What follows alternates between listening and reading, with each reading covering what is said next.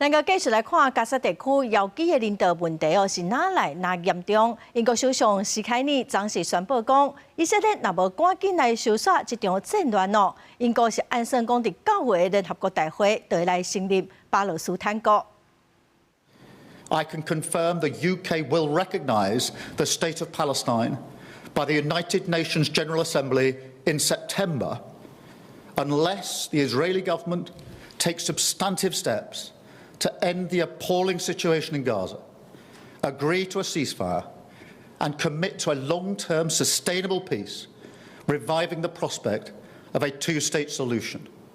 And this includes allowing the UN to restart the supply of aid and making clear that there will be no annexations in the West Bank. 英国首相史凯尼29召开紧急内阁会议了后，做出这项重大宣示。伫法国了后，正做第2个会伫9月承认巴勒斯坦国的7大工业国。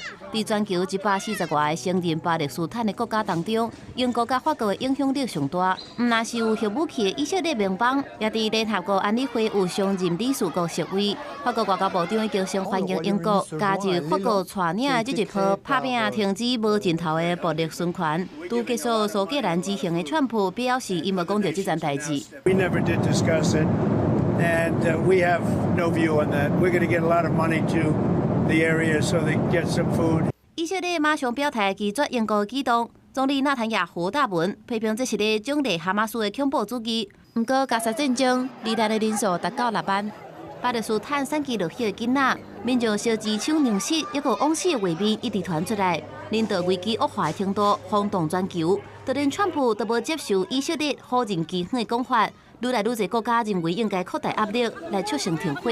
公司新闻是会长编译。